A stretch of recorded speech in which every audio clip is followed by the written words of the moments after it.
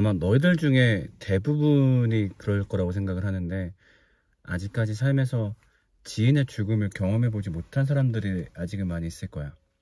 그러니까 뭐 할아버지 할머니 정도?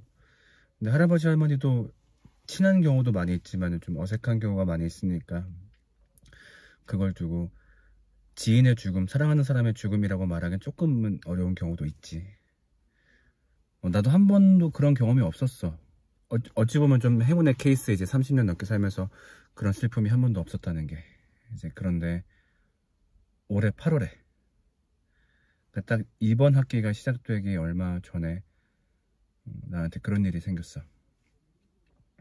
누구였냐면은 아까 이제 유골함을 잠깐 보여줬지만은 우리 사촌 누나가 이번 8월에 목숨을 잃었어. 사촌 누나였지만은 어떤 느낌이었냐면은 나한테는 친누나 이상의 사람이었어. 나는 외동이야. 나는 원래 형제나 자매가 없는데 그런 나한테 친누나 이상의 역할을 해준 누나였어. 뭐 항상 같이 산 건 아니었지만 그래도 항상 나를 돌봐주고 나를 품어줬던 기억이 나거든. 그러니까 내가 누나의 모습이 처음 내 기억에 남을 때가 누나가 아마 중학생 때였을 거야. 그러니까 나랑 한 대충 나이 차이가, 누나가 나랑 10살, 9살 나거든. 9살. 그러니까 누나가 중학생 때니까 아마 그러면 내 나이가 중 한 6살, 7살 막 그랬단 얘기겠지. 근데 그때부터 누나가 나를 돌봐줬던 기억이 나. 그 교복을 입은 채로 나를 항상 돌봐주고 어딜 가도 데리고 가주고 그랬던 기억이 나는데,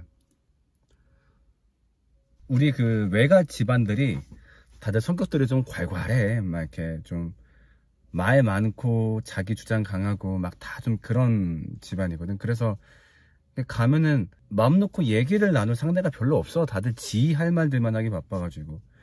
그런 와중에 나랑 유일하게 대화가 가능했던, 내 얘기도 잘 들어주고 같이 정말 비슷한 생각으로 대화가 가능했던 사람이 우리 누나였어. 그리고 정말로 무한정적인 사랑과 무한정적인 지지를 나한테 보내주는 누나였거든. 또 누나가 사는 집이 청주야. 그래서 내가 지금 여기 청주로 이사 올 때 가장 좋아했던 사람이 우리 누나였어.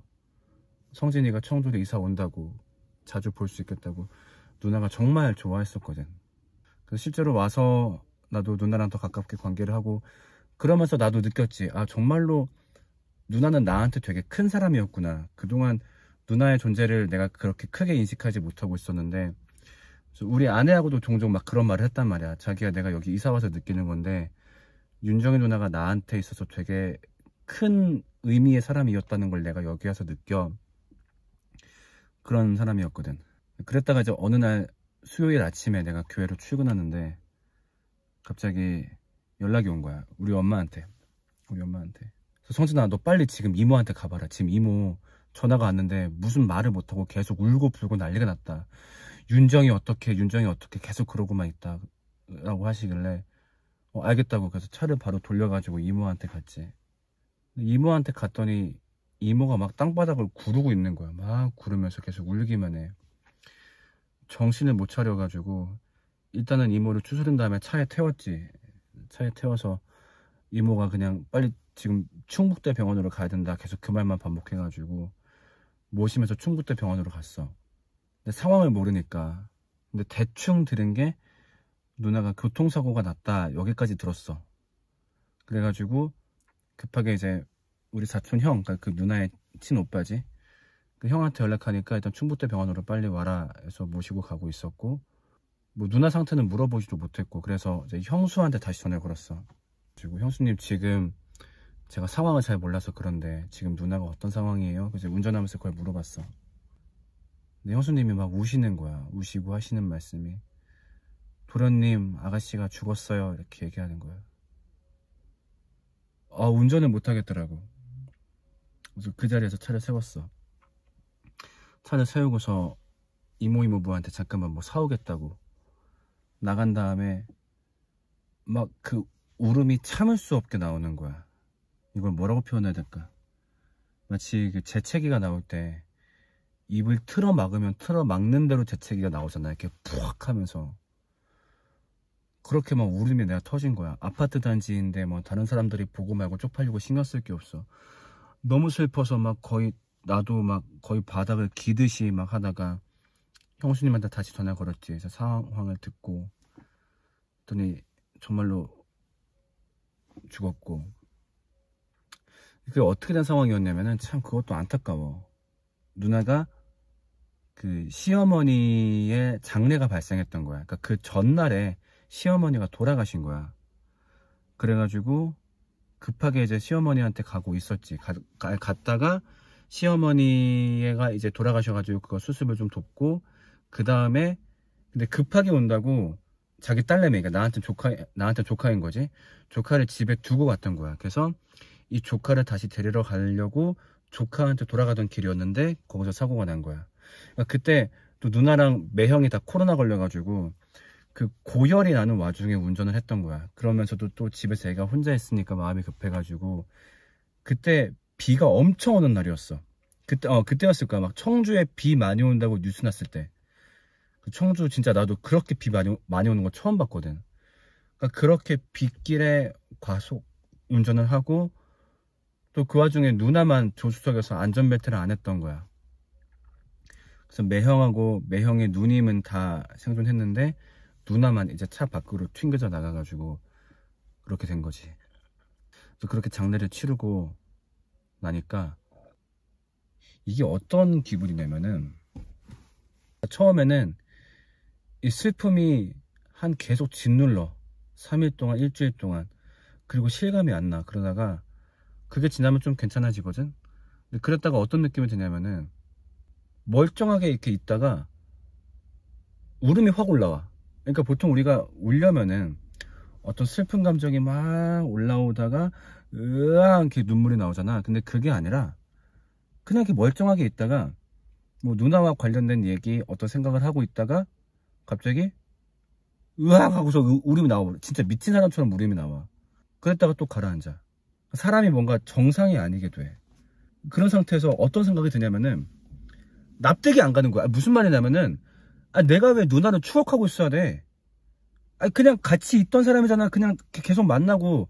근데 갑자기 왜 존재하지 않는 사람이 돼버린 거야? 이게? 아니 이게 그냥 납득이 안 가. 모르겠어. 이거는 그냥 뭐 안 겪어본 사람한테는 그게 왜 말이 안 돼요. 사람이 죽으면 그렇게 되는 거지. 이렇게 할지 모르겠는데 진짜 당한 입장에서는 이게 납득이 안 가. 왜? 얼마 전까지 있던 사람이 왜 사라진 건데, 내가 윤정희 누나를 말하면서 왜 추모하듯이 말해야 되는 건데, 그게 진짜 납득이 안 가는 상황이 생겨. 그러니까 나한테 너무 소중한 사람이었어, 진짜로. 그래서 그 소중함을 막 알아가던 시기였고, 그래서 이 사람과 더 많은 것들을 하고 싶다, 더 많은 얘기를 나누고 싶다, 그러던 와중에 그런 일이 발생한 거야. 얘들아, 인생이 행복하니? 우리 한번 생각해보자. 정말 우리의 인생이 행복하니? 행복하다라고 말을 하기엔, 우리가 삶에서 얻는 작은 것들이 있으니까 행복하다라고 말을 하기엔, 이 행복을 한 방에 뒤집는 너무 거대한 파도가 있고, 그 파도가 닥쳤을 때 우리의 삶은 너무나 힘들고, 그리고 그 파도를 막아낼 수 있는 방법은 아무것도 없는 상태에서 그 파도가 주는 고통은 너무나 크다는 것이, 우리 인생 행복하다라고 말을 할 수 있을까? 어제 토요일 저녁에 또 엄청난 참사가 발생했어. 이태원에서 150명이 넘는 사람들이 압사가 당했다는 뉴스가 나왔지. 몰랐는데 아까 연락이 왔어. 그 사망자 중에 한 명이 그 고향에서 나랑 같이 교회 생활을 하던 어린 친구, 그러니까 그때 당시 어린 친구였다고 하더라고. 사망자 중에 그 친구가 있더라고. 그래서 내일 거기도 가봐야 되는데, 우리는 이런 삶을 살고 있어. 악함과 죽음이 가득한 세상이야. 우리한테 언제 어떤 형태로 악함이 다가올지 몰라. 세상의 악함이 내가 갖고 있는 행복을 어떻게 부실지 모르고, 또는 내가 어찌하기 어려운 내 안의 악함이 예상치도 못하게 내 삶을 걸어 넘어뜨릴 수도 있어. 그리고 그것을 다 피하고 산다라고 하더라도 죽음은 우리한테 반드시 다가올 거야. 그 와중에 우리가 어렸을 때 배워온 행복의 공식, 이것이 있으면 네가 행복할 거야 라고 하는 그 행복의 공식은 오히려 이 악함과 죽음을 더 불러오고 있어. 그렇다고 이게 없으면 살 수 있는 것도 아니야. 이게 필요한데 이걸 들고 있으면 악한 거 죽음이 다가와. 우리의 삶이 정상이다, 행복하다라고 말을 할 수 있을까? 여기 이 남자 사진을 한번 볼까? 이 남자는 행복해 보이니? 행복해 보이지? 누워있고 편안하게 있으니까. 아니야? 철길 위에 누워있으니까 조금 배길 것 같아? 오케이, 그러면은 이 철길 위에 앉아있다라고 생각을 해보자. 이 사람은 행복할까? 아니야. 심심하니까? 그래, 그러면 이 자리에서 밥을 먹는다라고 생각을 해보자. 행복할까? 행복하지 않아? 혼자 있으니까? 그래, 그럼 여기서 이 사람의 가족들을 모아놓고 같이 밥을 먹는다 생각을 해보자. 그럼 이 사람은 행복할까? 아닐 거야. 왜일까? 이제 곧 기차가 다가올 거기 때문에.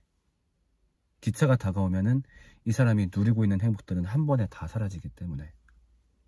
우리의 삶이 마찬가지 아닐까? 우리의 삶은 마치 이 기찻길 위에 있는 인생인 것 같아. 이 위에서 누릴 수 있는 즐거움? 없는 거 아니야. 행복하고 즐거운 것도 분명히 있어. 근데 그것을 행복이라고 말하기 어려운 이유는 뭐냐면은 악함과 죽음이라는 기체가 반드시 우리를 덮쳐올 것이기 때문이야. 그것이 오면은 우리가 갖고 있는 모든 행복이 무의미해질 테니까. 그래서 니네한테 간절하게 말하는 거야. 얘들아, 우리가 빨리 눈을 떠야 돼. 우리가 배워왔던 방식으로는 행복할 수가 없어. 행복의 공식 없으면 불행한 거 맞지. 근데 그게 절대 우리의 행복을 완성시켜주지는 못해.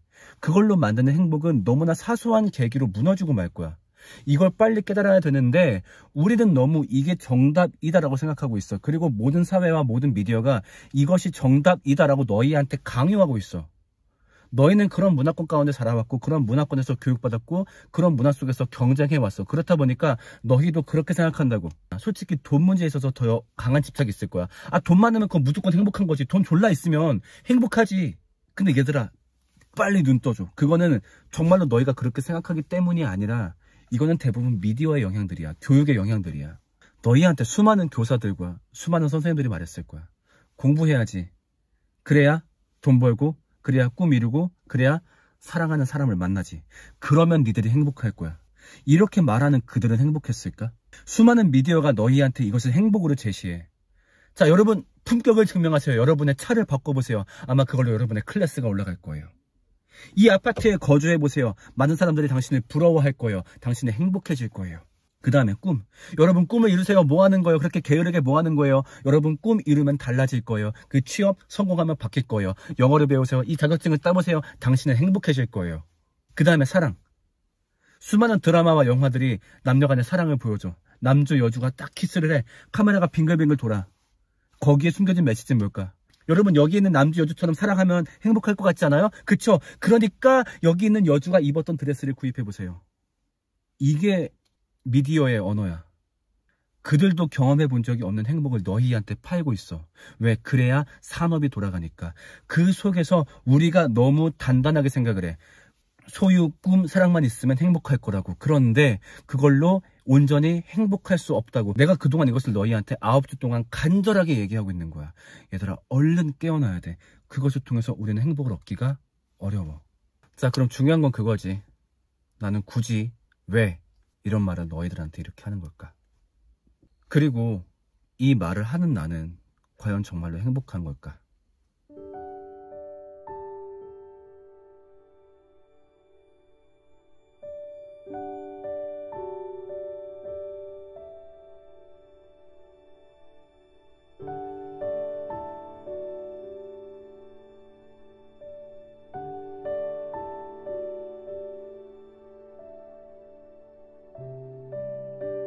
그래서 나는 너희한테 기독교를 말해주고 싶어. 뭐야, 결국 이 얘기였어? 뭐 그렇게 생각할 수도 있는데, 기독교가 어떤 종교냐라고 얘기했을 때 사람마다 되게 다양한 걸 얘기를 할 거야. 어떤 사람은 뭐 신을 섬기는 종교, 뭐 어떤 사람은 소원을 비는 종교, 어떤 사람은 뭐 마음의 평화를 추구하는 종교, 뭐 되게 다양하게 말을 할 수 있겠지만, 나는 기독교를 어떻게 말하고 싶냐면은 행복하기 위한 최고의 방법이라고 얘기를 하고 싶어. 우리가 함께 봤지만 우리의 삶은 악함과 죽음 때문에 행복하지가 못해. 이것들 때문에 우리가 행복을 누리더라도 굉장히 제한된 행복밖에 누릴 수가 없고, 그리고 그 끝에는 반드시 우리에게 가장 큰 슬픔이 다가올 거야. 그런데 악함과 죽음의 답이 있다고 기독교는 주장하고 있어. 그래서 너희가 정말로 악함과 죽음의 문제가 심각하게 여겨진다면, 그 답이 궁금하다고 한다면 한 번쯤 기독교 얘기를 들어볼 필요가 있지 않을까? 무조건 믿어라 이렇게 말은 못할 것 같아. 근데 그 얘기 딱 한 번 들어볼 만한 가치는 있지 않을까? 난 이렇게 너희를 설득하고 싶어. 얘들아, 난 너희가 진짜 행복하면 좋겠어. 그래, 우리 중에 대부분은 서로 얼굴도 모르고 내가 너희들 아는 거 끽해봤자 이름밖에 없긴 해. 그런데도 이 렌즈를 통해 만나는 너희들이 난 정말로 행복하면 좋겠어. 왜냐면은 열심히 인생을 살았는데 행복하지 않았어요 라는 말들을 난 정말로 많이 들었거든. 열심히 살았어. 남들 잘 때 노력했어. 그래서 내가 원하는 거 다 이루었는데 행복하지 않더라. 이런 사람들을 너무 많이 만났어. 그리고 그때 그 사람들이 느낀 충격은 어마어마했어. 열심히 뛰어왔는데 목적지에 아무것도 없었으니까. 너희들 모두 지금 거기 향해서 열심히 달리고 있을 거야. 혹은 열심히 달리지 않고 있다면 열심히 달려야 되는데 거기가 답인데 생각할 거야. 맞아, 물론 달려야 되는 거 맞아. 그런데 그 전에 하나만 잡고 가면 좋겠어. 우리가 이렇게 애써 읽어놓은 행복, 무너뜨리는 악함과 죽음에 대한 답, 그거 하나는 알고 가야 되지 않을까? 아까 내가 기찻길 얘기했잖아. 그 위에서 밥 먹고 놀고 좋은데 일단은 그 기찻길 바깥으로 벗어나는 게 먼저 아닐까? 즉 악함과 죽음에 대한 답을 아는 게 우선이지 않을까? 그 다음에 달려갈 걸 달려가더라도. 기독교의 신은 인간의 악함과 죽음이 보기 싫어서 무언가를 했고, 그 무언가가 적힌 내용이 성경이고, 그 내용을 믿는 종교가 기독교고, 그 사람들이 함께 모여서 즐거움을 누리는 곳이 바로 교회야. 그래서 내가 그것을 통해서 악함과 죽음의 해결을 경험해 봤더니 정말로 행복해. 이건 진짜 너네 꼬시려고 뻥치는 거 아니야. 그렇잖아. 솔직히 너네 교회 간다고 나한테 이득될 거 진짜 없잖아.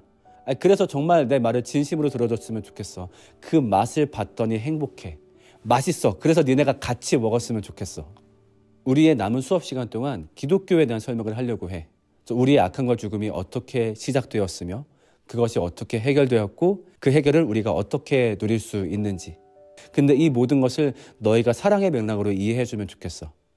너네 이거 믿어야 돼. 안 믿으면 잘못된 거야. 그런 거 절대 아니야. 너희를 너무 사랑하기 때문에 너희에게 이러한 이야기 필요하지 않니? 여기 그런 이야기 있는데 한번 들어보지 않을래? 그런 맥락으로 내 말을 이해해 주면 좋겠어. 너희가 행복하면 좋겠다. 그래서 너희한테 앞으로 기독교를 소개해 볼게. 우리는 다음 시간에 만나겠습니다. 안녕.